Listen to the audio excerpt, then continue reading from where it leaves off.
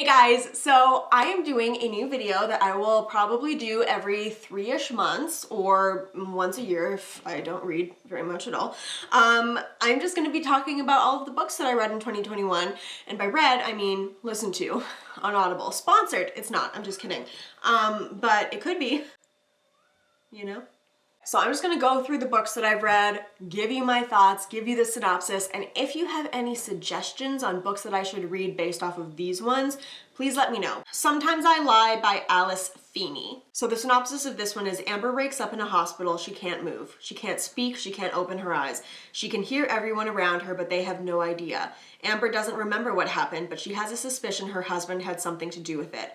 Alternating between her paralyzed present, the week before her accident, and a series of childhood diaries from 20 years ago, this brilliant psychological thriller asks, is something really a lie if you believe it's the truth? This book was something that took me a minute to get into, but as soon as it got really, probably like a third of the way in, I was listening to it literally anywhere that I could. It's about 10 hours long. The narration is really good, and it's a book that has an ending that you don't see coming, and I really enjoyed it. This one I didn't read in 2021, but it is in my archive, and I want to mention it because this was a book that I wanted to reread. Like, it's one of those books that it was exactly what I wanted, and it was exactly what I needed at the time, and it was Sorry I'm Late, I Didn't Want to Come by Jessica Pan. I love this book. It was basically just this woman, and she was an introvert, and she wanted to live like an extrovert for a year, so she started talking to random people and saying yes to things that she would never do and really stepping outside of her comfort zone. And this was a book that I read when I was really kind of struggling with the same sort of thing, really being monotonous and caught in a very kind of boring routine. I actually read this, I think, just before Cooper and I started dating, and it was something that really made me want to dive back into the dating pool, and I'm engaged now, so it was really inspiring. It made me want to like talk to more people and say yes to more things. Becoming by Michelle Obama. It's just an autobiography of her incredible, inspirational, powerful life from her childhood, and I'm not a big autobiography person for powerful people. I like comedic autobiographies, I like a series of essays, but Michelle Obama's life was just so interesting, and it was such, it would have been a quick read had it not been for the fact that this was, how long was this? This was 19 hours and 3 minutes.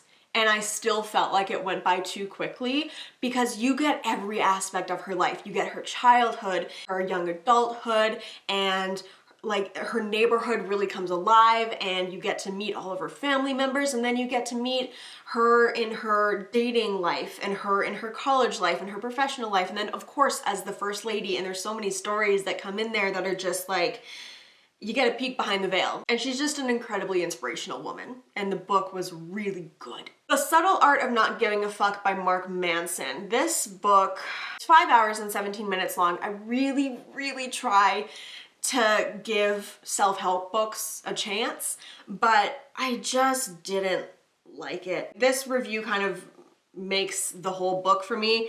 He made his point in the first half hour, then beat it to death for the rest of the time.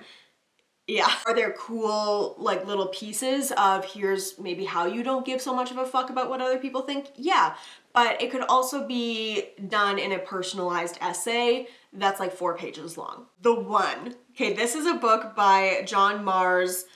It was also put into a TV show on Netflix, but it completely changed like everything. Instead of focusing on like these individual stories, the Netflix show focused more on like the debauchery and how this whole thing came about. I personally loved the book so much more. I loved the focus, and essentially the book is like, it's the whole premise that there's a part of your DNA that perfectly matches to another person's DNA, and you have one soulmate, and it follows all of these people who are either in other relationships and they find out and they try to navigate that, or you find these people who are matched with like just horrible people, but you still have that deep desire to fall in love. There were a couple twists, but like those don't really matter as much as like following the story of these people who you watch fall in love. This one I finished yesterday. It is The Wife Between Us. It was by Greer Hendricks and Sarah Pekkanen, and it was 11 hours, 25 minutes. And the summary of this one is, when you listen to this audiobook, you'll make many assumptions. You will assume you're listening to a story about a jealous ex-wife. You will assume she's obsessed with her replacement, a beautiful younger woman who is about to marry the man they both love. You will assume you know the anatomy of this love triangle. Assume nothing. I don't really care what happens to the story. I don't really care how it ends. I just want to listen to these women go about living their lives. It's just interesting. The characters are really well written. I enjoyed it, and it was something that I don't really listen to audiobooks while I'm doing nothing. I don't tend to do that. But this is one that I quite literally turned off all of the lights in my room, laid on my bed, and just had it going for 3 hours because I just wanted to see where the story was going. I also listened to The Stand by Stephen King this year. This is a very long book, and it was his new one where he added in like 100,000 more words that he had originally edited out of his original copy. And I listened to this and I was halfway through, and then I saw that they were doing the Stand miniseries on Amazon, which by the way is not great. It's not great. The book itself is incredible. They follow a bunch of different characters. I like how in the book it's a very linear timeline. It was just so good. And it was also one of those things where you don't want the story to end. You think you know what's gonna happen, and then things change, and you think you know how this is gonna go, and then things change, and some characters that you think are gonna have a really, really happy ending don't. The thing about Stephen King is he just puts so much detail in these worlds. Like, I'm convinced he's like a timeline jumper or something. He just writes with such clarity and so much detail that it's like you quite literally have to imagine yourself in this town to be able to like see everything that he sees. It's just, he's a great writer, obviously. Like, what a revelation I came to this year. It's the first Stephen King book that I read, and I just started while I was doing my makeup today, The Dome, and I am like an hour into it, maybe. And then I read Hannah Brown's book, God Bless This Mess. If you don't know, she was a bachelorette. She was also on Colton Underwood's season of The Bachelor. I also read his book. Not great. Not great. So this is a New York Times bestseller, which, like, go girl, very excited for you. Suddenly in the spotlight, 24-year-old Hannah Brown realizes she wasn't sure what she wanted. It basically follows her childhood, some very traumatic things that she apparently hadn't revealed ever, and then obviously her time dating in university, going on The Bachelor, The Bachelorette, Dancing with the Stars, and thereafter, and I thought it was good.